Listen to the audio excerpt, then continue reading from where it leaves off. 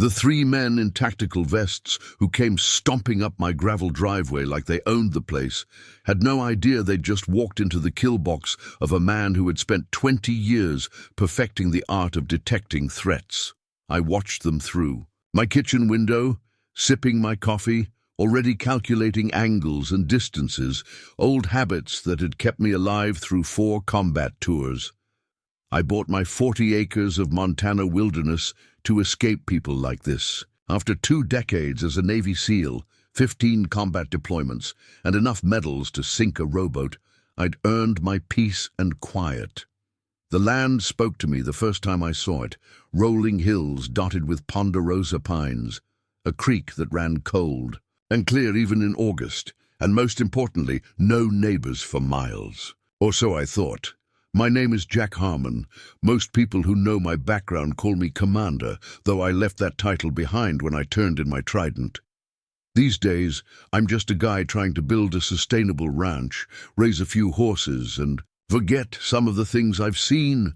The property had everything I wanted: isolation, natural resources, and enough projects to keep my hands busy when the memories got too loud. I'd spent the first year building the house myself, a simple but solid 3-bedroom, with wide windows facing the mountains. The second year was fences and the barn. This third year was supposed to be about the horses and maybe finally planting those apple trees my late wife had always wanted. Carolyn had been gone 5 years now. Cancer moves faster than military bureaucracy. But I still found myself planning things she would have loved. She never got to see this place except in the real estate photos I'd shown her in her hospital room. "Buy it," she'd said, her voice wispy but certain. "When I'm gone, you'll need somewhere that feels like starting over." She was right, as always. My SEAL team had been my family for 20 years, but after losing Carolyn, I couldn't stomach another deployment, another mission where I pretended the stakes mattered more than what I'd already lost. I retired with honors, collected my pension, sold our suburban Virginia house for a surprising profit, and pointed my truck west. The first 6 months on the ranch were pure solitude. I saw more elk than people, which was exactly the point. Gradually, I established minimal contact with the outside world. Supply runs to the small town of Pinewood Junction 30 miles away, occasional emails with former teammates, and a standing appointment with a VA therapist via video call every 2 weeks. "You're isolating," Dr. Winters would observe during our sessions. "I'm decompressing," I'd correct her. She'd smile that patient smile therapists perfect. "Decompression is temporary. You've been decompressing for 2 years." Maybe she was right. But this land had become my salvation. Each day spent building something instead of destroying it felt like atonement. Each sunrise viewed from my porch, rather than through night vision goggles, was a gift, which is why the sight of 3 unknown men in mock tactical gear approaching my home sent ice water through my veins. I set down my coffee and moved away from the window, instinctively stepping to the side where I couldn't be seen. The men weren't military. Their movement patterns were all wrong, too bunched together, no proper scanning of surroundings. They weren't law enforcement either, despite the cheap vests with enforcement patches clearly visible. Real cops don't walk 3 abreast like they're in a parade. As they neared the house, I got a better look. The leader was tall and lean with a shaved head and mirrored sunglasses, a wannabe operator if I'd ever seen one.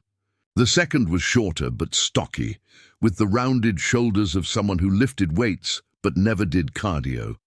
The third lagged slightly behind, clutching a tablet and looking distinctly uncomfortable. Their unmarked black SUV was parked at the end of my long driveway, just before the cattle guard I'd installed. The vehicle had no government plates, no official markings of any kind, just a magnetic sign on the door reading Montana Valley Community Standards Enforcement. I didn't live in any community. That was the whole damn point. I slipped into my bedroom and retrieved my Glock from the bedside safe, not to use, but to secure. 20 years of operations had taught me to always know the location and condition of my weapons during any potential threat situation. I checked the chamber. Confirmed. The safety was on and tucked it into the back of my jeans, concealed under my flannel shirt. Then I grabbed my phone and slipped it into my pocket, already recording audio. When the knock came, 3 sharp raps that tried too hard to sound official, I took my time answering. 8 seconds exactly, enough to establish I wasn't anxious, but not so long as to escalate tensions. I opened the door, but remained in the threshold, blocking entry. Up close, their tactical vests looked even more ridiculous. Cheap Chinese knockoffs with unnecessary molly webbing and patches that mimicked police insignia without actually claiming to be police. "Can I help you?" I asked, keeping my voice neutral. The leader stepped forward, hand extended. "James Mercer, Montana Valley Estates Enforcement Division. These are my colleagues, Officers Trent and Davis." I didn't take his hand. There must be some mistake. This isn't any Montana Valley Estates. Mercer's smile tightened as he lowered his hand. "Actually, sir, according to our records, your property was annexed into the Montana Valley Estates Development Zone last year. We're here to conduct an initial compliance inspection." I leaned against the doorframe, making no move to let them enter. "Interesting theory. I've owned this land free and clear for 3 years. There's been no annexation, no notification, and certainly no agreement on my part to join any development." Mercer reached for the tablet held by the nervous-looking third man. "We have the documentation right here. Your parcel, lot number 156A, was incorporated during Phase 3 expansion. All landowners were notified." He held out the tablet, showing a map with property boundaries outlined in red. My 40 acres was indeed highlighted as 156A, but the document looked unofficial at best, fraudulent at worst. "Mind if I see some identification?" I asked. A flicker of hesitation crossed Mercer's face before he produced a laminated card from his vest pocket. "Montana Valley Estates HOA Enforcement. We're authorized to inspect all properties within the development for compliance with community standards." The ID badge had no official government markings, no state certification numbers, just a logo. His name and a title, Chief Enforcement Officer. It looked like something printed at a mall kiosk. "And what exactly brings you to my property today?" I kept my tone conversational while mentally noting their positions, the bulges that might indicate weapons, none apparent, and their overall demeanor, aggressive but uncertain. "Routine inspection," the stocky one, Trent, interjected. "We've had reports of unauthorized structures, improper land use, and livestock violations." "Reports from whom? My nearest neighbor is 5 miles that way." I gestured toward the mountains. "We're not at liberty to disclose complainants," Mercer said, his confidence returning. "We'll need to survey the entire property, document any structures, and verify your compliance with HOA regulations." "Do you have a warrant?" I asked simply. Mercer's expression hardened.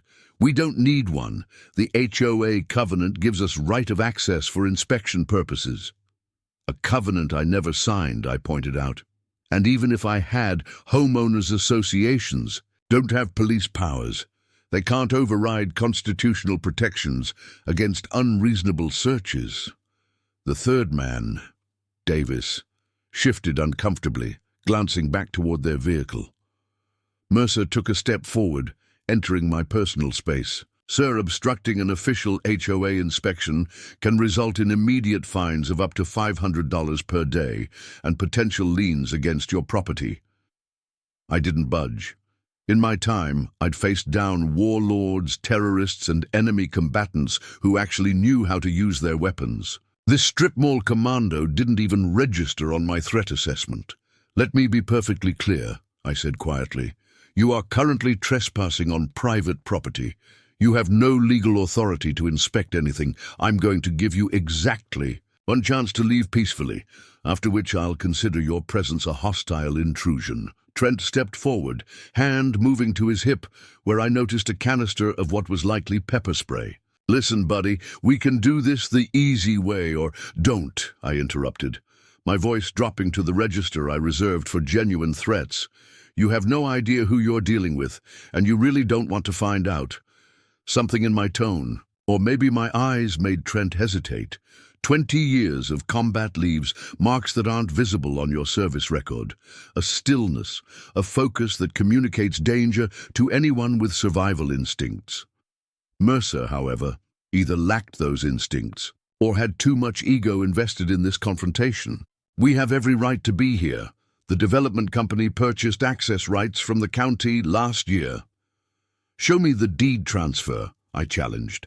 "Show me a single legal document with my signature agreeing to any homeowners association." "The paperwork is back at the office," Mercer said, "but I assure you it's all in order. Now we can continue this discussion while we conduct our inspection, or you can face significant penalties." I'd had enough. "Wait here." I closed the door, leaving them on the porch while I retrieved my property deed and county tax assessment from my office. When I returned and opened the door, Mercer was speaking quietly into a radio, cutting off mid-sentence when he saw me. "My deed," I said, holding up the document but not handing it over. "No easements, no encumbrances, no HOA affiliations, and here's my latest county tax assessment, confirming this property isn't part of any development or special district." Davis looked genuinely concerned now, shifting his weight from foot to foot. Trent maintained his tough guy stance, but I could see uncertainty creeping into his expression. Mercer barely glanced at the papers. "Those appear to be outdated. Our records show—" "Your records are either incorrect or fraudulent." I cut him off. "And I've been remarkably patient, given that you're impersonating officials and attempting to trespass under false pretenses."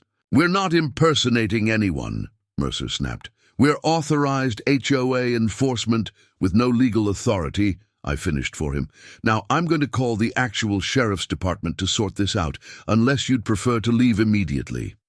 I pulled out my phone, making sure they saw that it had been recording our entire conversation. Mercer's face flushed. "Recording us without consent is illegal." "Montana is a one-party consent state," I replied calmly. "And this is evidence of attempted fraud and criminal trespass."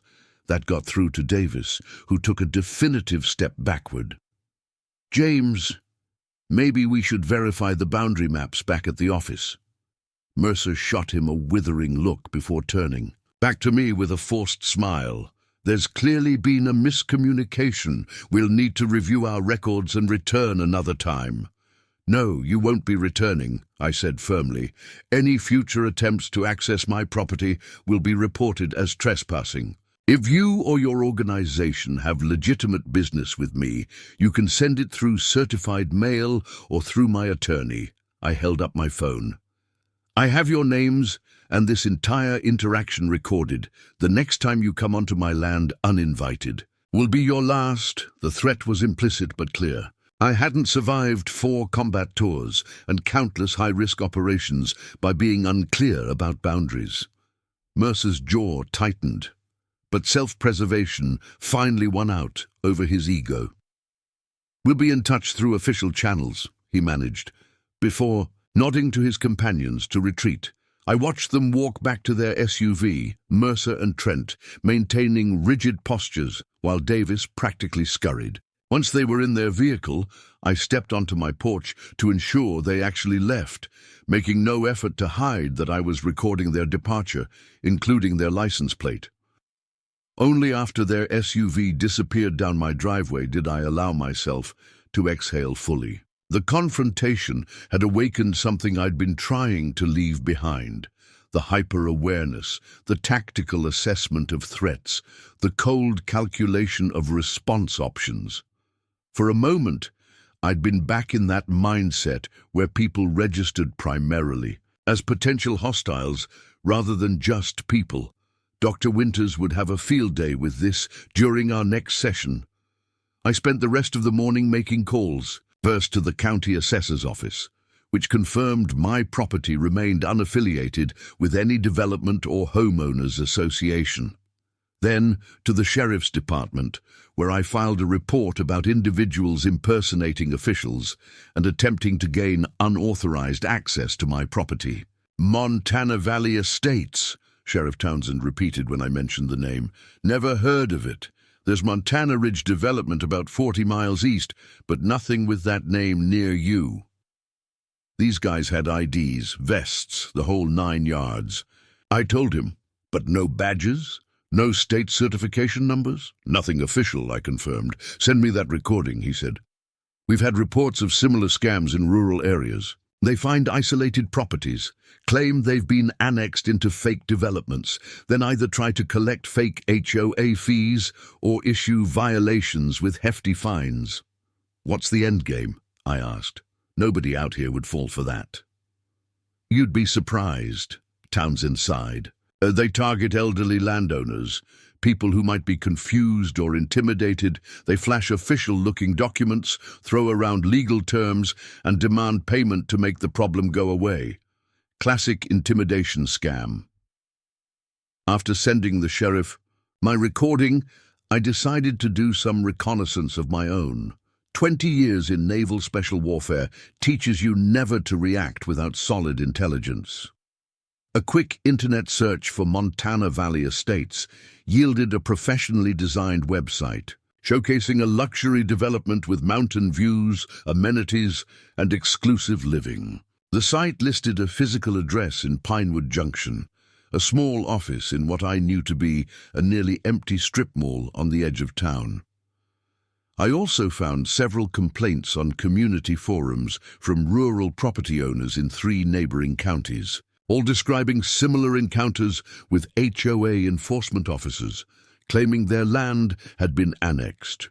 In each case, the so-called HOA had demanded inspection access, followed by violation notices and steep fines. One poster had paid over $3,000 to this phantom HOA before realizing it was a scam. Most concerning was how targeted their approach had been. They had my name, property details, and lot number. This wasn't random. They had done their homework. The question was, why target me specifically? My property wasn't particularly valuable compared to others in the area, and I certainly didn't fit the profile of a confused elderly landowner who'd be easily intimidated, unless... I pulled up the county's online property records and examined the recent sales in my area. 3 large parcels within 10 miles of my land had sold in the past year, all to the same LLC, Westwood Development Group. A bit more digging revealed that Westwood had been buying properties throughout the county, focusing on creating contiguous blocks of land. My 40 acres sat right in the middle of what would otherwise be nearly 500 acres of their holdings. I was the obstacle to their land consolidation. With this context, their approach made more sense. They weren't just running a random scam. They were trying to pressure me specifically, either to extract fees or, more likely, to create enough hassle that I'd consider selling. They had picked the wrong target. In my SEAL days, we had a saying, slow is smooth, smooth is fast. Rush an operation, and you make mistakes. I gave myself 3 days to plan my response, using the time to gather more intelligence and prepare. First, I installed trail cameras at strategic points along my property line and driveway. If they returned, I'd have visual evidence from multiple angles. I also placed motion sensors that would alert my phone if anyone approached. Next, I contacted 3 neighbors whose properties bordered mine, warning them about the scam and exchanging information about any suspicious visits. An elderly rancher named Hiram admitted these same officials had inspected his property the previous month and left him with $200 in violation notices that he'd been too embarrassed to question. Told me my fence line violated setback requirements, Hiram said, his weathered face flushed with anger. Said they'd put a lien on my property if I didn't pay up. Been ranching here 50 years. Never heard such nonsense, but they had documents that looked real enough. I helped him file a report with the sheriff and promised to keep him updated on my findings. On the fourth day, I drove to Pinewood Junction and parked across from the address listed as Montana Valley Estates headquarters. For 2 hours, I observed the office, noting 3 people coming and going, including Mercer and Trent from my unwelcome visit.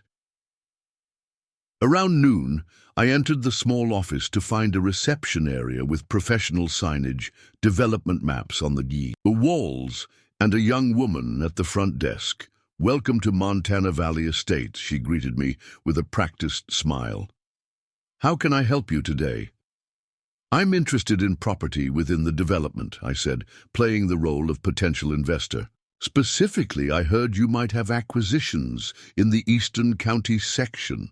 "Let me get our sales manager," she said, picking up her phone. Moments later, Mercer emerged from a back office, his face registering shock when he recognized me. To his credit, he recovered quickly. "Sir, I believe we've met under different circumstances." "Yes," I agreed pleasantly. "When you trespassed on my property claiming to be enforcement officers." The receptionist's eyes widened. "I think there's been a misunderstanding," Mercer began, gesturing toward a private office. "Perhaps we could discuss this." "No misunderstanding," I cut him off. "I've filed reports with both the Sheriff's Department and the State Attorney General regarding your impersonation of officials and attempted property fraud." Mercer's face hardened. "Those are serious accusations with substantial evidence," I finished for him, "including recorded conversations, witness statements from the landowners you've targeted, and documentation of your fraudulent claims." "Whatever you think you know," he started, but I wasn't finished. "Here's what's going to happen," I said calmly. "You will cease all contact with me and my neighbors.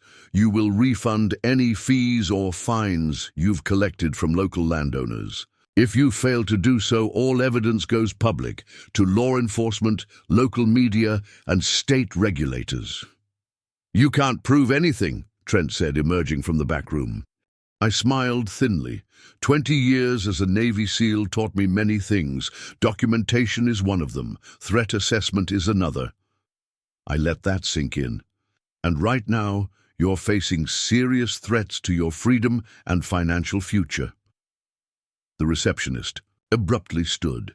"I didn't know about any of this. I just answer phones." She grabbed her purse and headed for the door. "I'm not going to jail for you guys." Mercer looked like he might explode, but ultimately self-preservation won out. "What do you want?" he asked tightly. "Exactly what I said. Leave me and my neighbors alone, refund your victims, and find a legitimate way to make a living." I turned to leave, then paused. "By the way, Sheriff Townsend sends his regards. He's very interested in your operation here." The look on their faces was almost worth the trouble they'd caused. 2 weeks. Later, Westward Development Group dissolved its LLC in our county and sold its land holdings. The Montana Valley Estates office stood empty, with a "For Lease" sign in the window. Sheriff Townsend informed me that they had returned money to at least 5 landowners who'd filed complaints. As for me, I returned to my quiet life on the ranch, finally planting those apple trees Carolyn had wanted. Sometimes the best victories are the ones that restore peace rather than disrupt it.